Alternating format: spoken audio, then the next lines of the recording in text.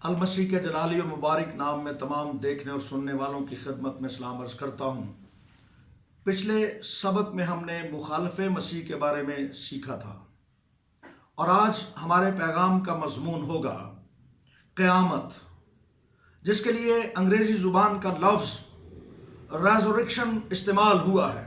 اس کے معنی ہیں ریز فرام دی ڈیڈ، اور یونانی زبان کا جو لفظ قیامت کے لیے استعمال ہوا ہے اینستاسس، اس لفظ کے معنی ہیں standing up again of the dead, مردوں کا زندہ کیا جانا۔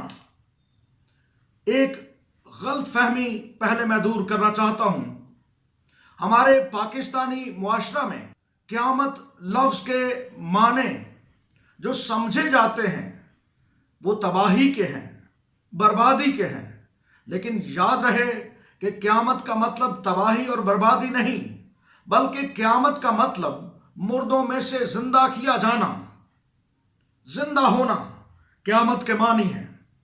اور اس تناظر میں سب سے پہلی بات جو بیان کرنا چاہتا ہوں، دنیا کے اندر بہت سے مذاہب صرف روحوں کے غیر فانی ہونے پر یقین رکھتے ہیں، اور پہلی صدی میں پھیلنے والی بدعت نوسٹکزم، گنوسٹیس جس کو ہم کہتے ہیں، اس کے ماننے والے اس بات کی تعلیم دیتے تھے کہ جسم یا مادہ ہر طرح کی بدی کا اصل ماخذ ہے اور جسم کی کوئی اہمیت نہیں ہے، انسان کی اصل اس کی روح ہے۔ اس لیے ہمیں صرف اپنی روح کی فکر کرنی چاہیے، اور وہ یہ کہتے تھے کہ صرف خاص پوشیدہ روحانی علم سے خدا کا عرفان ہم پا سکتے ہیں، اس میں جسم کا کوئی کام نہیں۔ لیکن بائبل مقدس کیا فرماتی ہے؟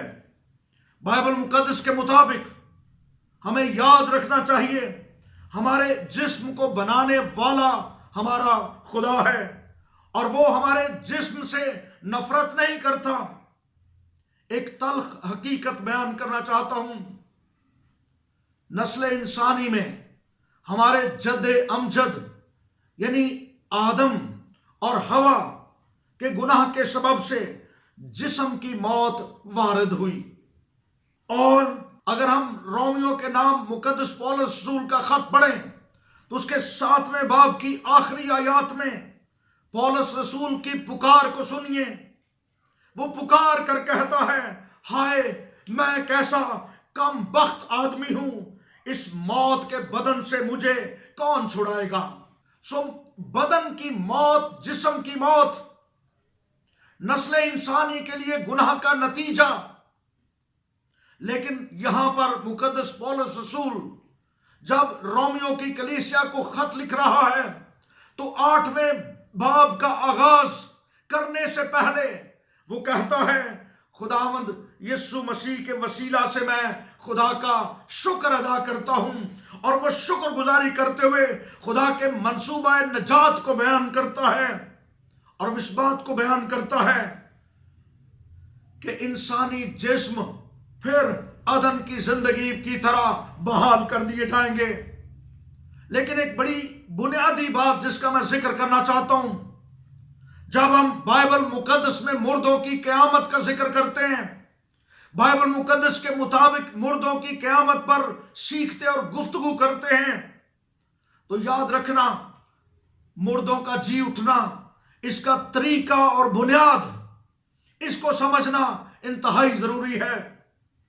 جسم کی قیامت یا جسم کا جی اٹھنا ہمارے ایمان کا حصہ ہے، اور ہم ایمان رکھتے ہیں کہ جسم جی اٹھیں گے، لیکن اس کی بنیاد کیا ہے؟ 3 باتیں میں بیان کرنا چاہتا ہوں۔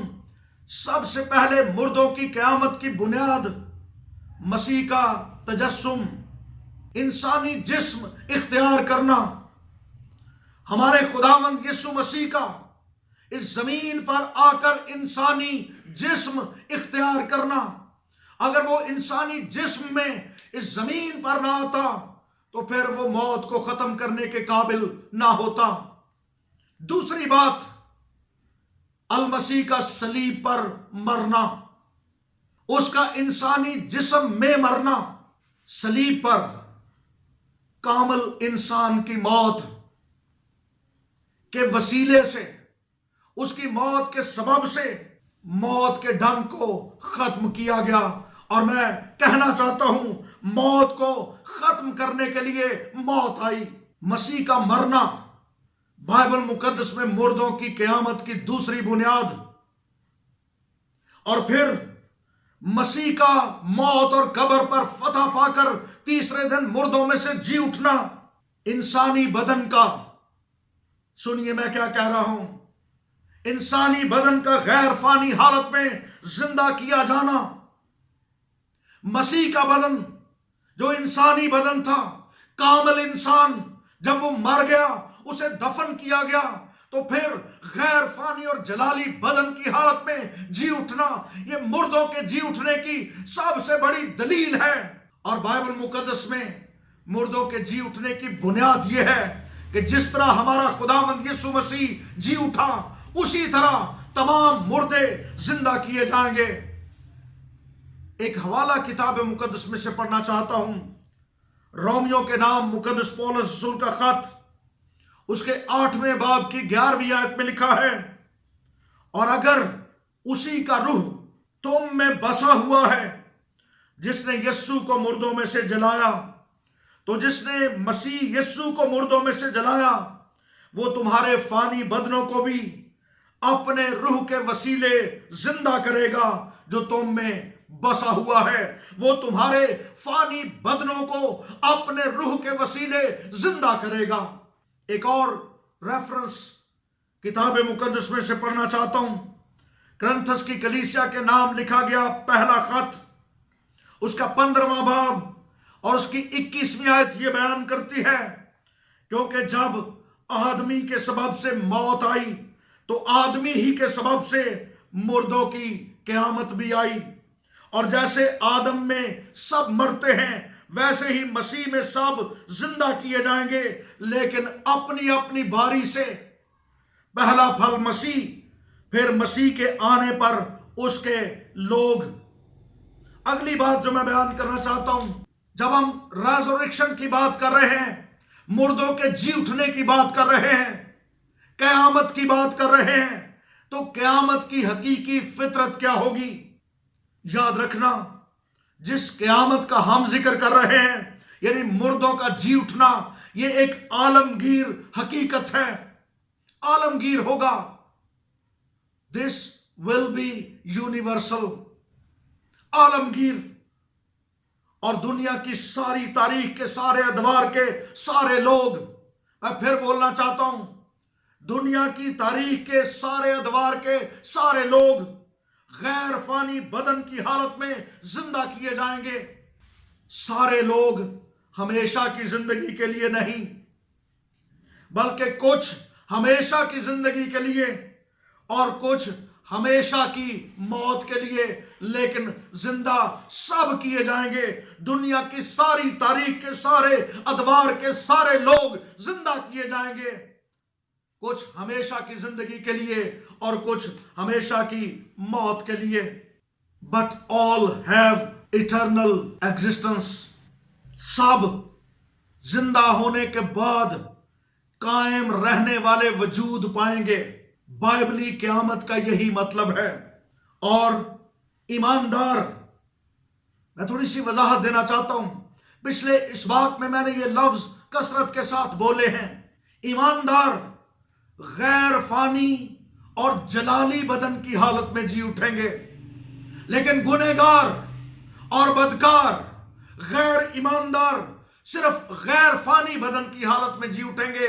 وہ جلالی نہیں ہوں گے، وہ گلوریس باڈی نہیں رکھیں گے، وہ غیر فانی بدن تو ان کے ہوں گے لیکن وہ جلالی نہیں ہوں گے۔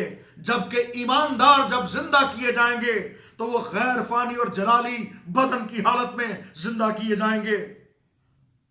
یوحنا رسول کی معرفت لکھی گئی انجیل، اس کا 5واں باب اور اس کی 28ویں آیت یہ بیان کرتی ہے، اس سے تعجب نہ کرو، کیونکہ وہ وقت آتا ہے کہ جتنے قبروں میں سے اس کی آواز سن کر نکلیں گے जिन्होंने नेकी की है जिंदगी की क़यामत के वास्ते, और जिन्होंने बदी की है सजा की क़यामत के वास्ते, वो जिंदा किए जाएंगे।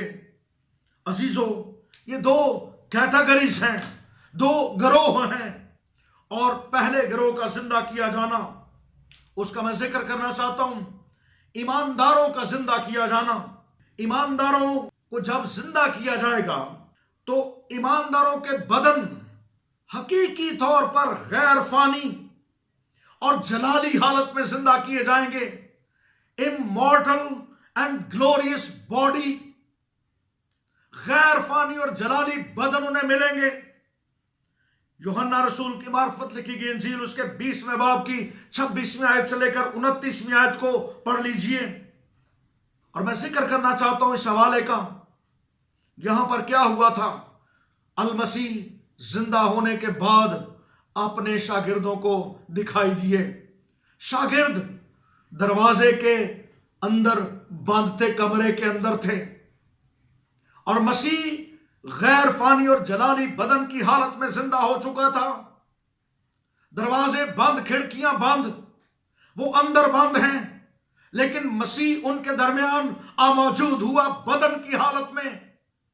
मैं जोर देकर कहना चाहता हूं, बदन की हालत में। गैर फानी और जलाली बदन ये इस्तिताअत रखता है कि वो किसी जगह, किसी मुकाम पर भी, किसी वक्त भी जा सकता है। उसके लिए कौनो मुकाम की कैद नहीं है। सो दरवाजे बंद थे और मसीह अंदर आ गया। और तोमा रसूल के बारे में लिखा है, उसने उसको कहा, मेरे हाथों को देख, अपना हाथ मेरी पसली में डालकर देख। उसका बदन हकीकी बदन था जो गैर फानी और जलाली बदन था। इसी तरह तमाम ईमानदार जिंदा किए जाएंगे। और अगर आप लूका रसूल की मार्फत लिखी गई इंजील उसके 24वें बाब की 43वीं आयत को पढ़ते हैं तो वहां पर बयान किया गया है, उसने अपने शागिर्दों के साथ खाना भी खाया, मछली खाई, और उसने कहा कि रूह के गोश्त और हड्डी नहीं होती जैसी मेरी है। सो जिंदा किए जाने वाले बदन, मैं बता रहा हूं, वो बदन होंगे, बॉडीज होंगी, लेकिन गैर फानी और जलाली बदन। और ऐसे बदन जमीन पर और आसमान पर दोनों जगहों पर एक ही वक्त में वो रहने के काबिल होंगे। आज हमारे बदन तो सिर्फ जमीन पर रहने के काबिल हैं, लेकिन उस वक्त हमें जो बदन दिए जाएंगे वो बैक वक्त हम आसमान पर भी रह सकेंगे और जमीन पर भी रह सकेंगे। कुरिन्थस की कलीसिया के नाम लिखा गया पहला खत उसके 15वें बाब की 40वीं आयत ऐसे बदनों को आसमानी जिस्म कहती है, आसमानी जिस्म। और फिलिपियों का खत उसके 3रे बाब की 21वीं आयत में लिखा है, वो अपनी उस कुव्वत की तासीर के मुआफिक जिससे सब चीजें अपने ताबे कर सकता है, हमारी पस्त हाली के बदन की शक्ल बदल कर अपने जलाल के बदन की सूरत पर बनाएगा। हालेलुया। वो हमारी पस्त हाली के बदन की शक्ल बदल कर अपने जलाल के बदन की सूरत, जलाल का बदन, इसका मतलब हुआ हमें जलाली बदन मिलेंगे। मैं मशवरा देना चाहता हूं तमाम सुनने वालों को, अगर आप इस मौजू को पूरे तौर पर, गहरे तौर पर समझना चाहते हैं तो कुरिन्थस की कलीसिया के नाम लिखा गया पहला खत उसके 15वें बाब को जरूर पढ़िए, आपको समझ आ जाएगी। इसके बाद दूसरा गिरोह जिसको जिंदा किया गया, गैर ईमानदारों का जिंदा किया जाना। याद रहे, बदकारों और गुनहगारों को भी गैर फानी बदन की हालत में जिंदा किया जाएगा। मुकाशफा की किताब उसका 20वें बाब की 13वीं आयत और 20वें बाब की 5वीं आयत ये बयान करती है। और इमाल की किताब उसके 24वें बाब की 15वीं आयत में ये लिखा है, और खुदा से इसी बात की उम्मीद रखता हूं जिसके वो खुद भी मुंतजिर हैं कि रास्तबाजों और नारास्तों दोनों की क़यामत होगी। रास्तबाजों और नारास्तों दोनों की क़यामत होगी। اور دانیل کی کتاب اس کے 12ویں باب کی 2 آیت یہ بیان کرتی ہے، اور جو خاک میں سو رہے ہیں ان میں سے بتیرے جاگ اٹھیں گے، بعض حیات ابدی کے لیے اور بعض رسوائی اور ذلت ابدی کے لیے۔ سو دونوں گروہ زندہ کیے جائیں گے، مگر بائبل کا مکاشفہ سنیے اپنی اپنی باری سے۔ سو اگلا سوال جو بڑا اہم ہے، بائبل مقدس میں مردوں کے جی اٹھنے کی بالحاظ وقت ترتیب کیا ہوگی؟ یہ سوال انتہائی اہم ہے۔ ہم ان دنوں جب علم الآخرت کا مطالعہ کر رہے ہیں تو میں ادنا خادم کوشش کر رہا ہوں کہ جب واقعات کو بیان کروں تو ترتیب کے ساتھ ہم ان کو سیکھیں۔ سو ترتیب کیا ہوگی؟ مردوں کے جی اٹھنے کی ترتیب بالحاظ وقت 6 قیامتوں کا ذکر کرنا چاہتا ہوں آج کے پیغام میں۔ 6 قیامتیں۔ سب سے پہلی قیامت یعنی جی اٹھنا، سب سے پہلا پھل مسیح خداوند خود، اور مسیح کا جی اٹھنا ہی باقی سارے مردوں کے جی اٹھنے کی بنیاد اور دلیل ہے، پہلا کرنتھیوں کا خط۔ لیکن فی الواقعہ مسیح مردوں میں سے جی اٹھا، اور جو سو گئے ہیں ان میں پہلا پھل ہوا۔ غیر فانی اور جلالی بدن کی حالت میں جی اٹھنا والا سب سے پہلا پھل مسیح خداوند خود۔ دوسری قیامت جس کا میں ذکر کرنا چاہتا ہوں، عہد عتیق کے مقدسین کی قیامت۔ جب ہم متی رسول کی معرفت لکھی گئی انجیل اس کے 27ویں باب کی 52 آیت کو پڑھتے ہیں تو ہمیں یہ پتہ چلتا ہے کہ مسیح کی فاتحانہ موت کے موقع پر عہد عتیق کے مقدسین جی اٹھے۔ اس کا ذکر ہم پچھلے اسباق میں بھی کر چکے ہیں۔ تیسری قیامت، پہلی 2 قیامتیں ہو چکی لیکن تیسری قیامت ابھی ہونے والی ہے، اور یہ قیامت کلیسیا کے مقدسین کی قیامت۔ اس کا ذکر کرنتھس کی کلیسیا کے نام لکھا گیا پہلا خط اس کے 15ویں باب کی 52 آیت میں لکھا ہے، اور یہ ایک دم میں، ایک پل میں پچھلا نرسنگا پھونکتے ہی ہوگا، کیونکہ نرسنگا پھونکا جائے گا اور مردے غیر فانی حالت میں اٹھیں گے اور ہم بدل جائیں گے۔ سو یہ تیسری قیامت ہے۔ اس کے بعد چوتھی قیامت جس کا میں ذکر کرنا چاہتا ہوں، مکاشفہ کی کتاب اس کے 11ویں باب کی 11ویں آیت۔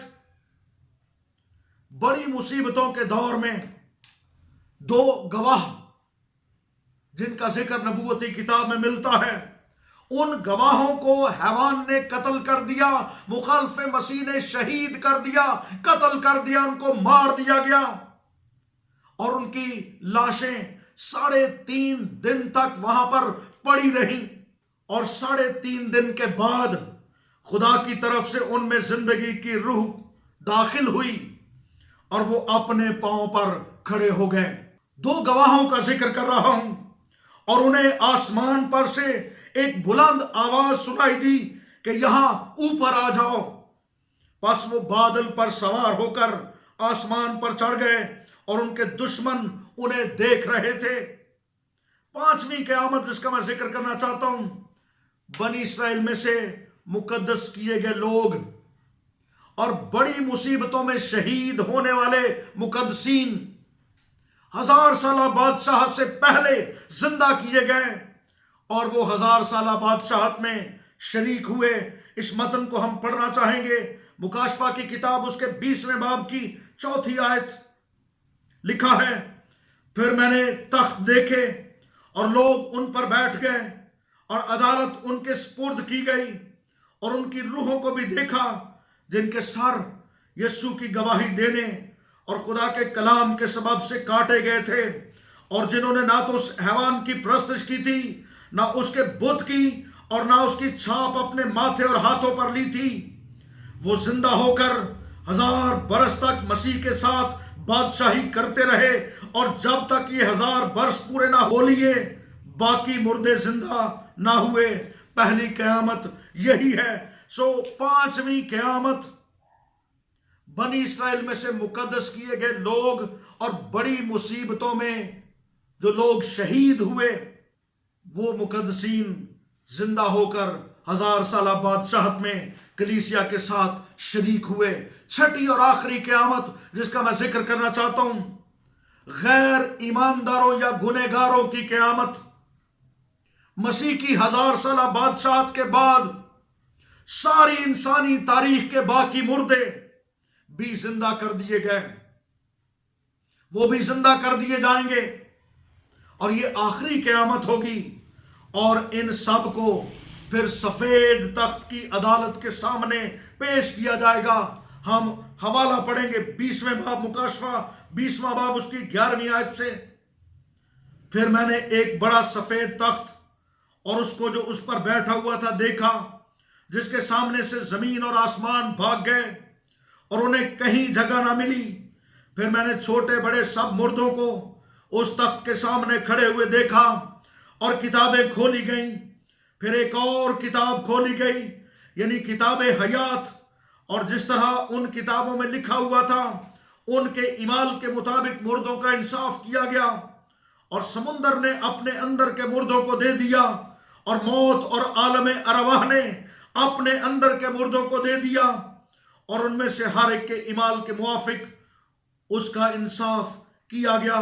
یہاں پر ہمیں پتہ چلتا ہے سمندر، موت اور عالم ارواح نے اپنے اندر کے مردوں کو دے دیا، اور انہیں غیر فانی حالت میں زندہ کیا گیا، اور پھر غیر فانی بدنوں کی حالت میں انہیں ابدی سزا کے لیے، ابدی موت کے لیے آگ کی اس جھیل میں ڈال دیا گیا جو جہنم کہلاتی ہے۔ وہ اپنے انجام کو پہنچے۔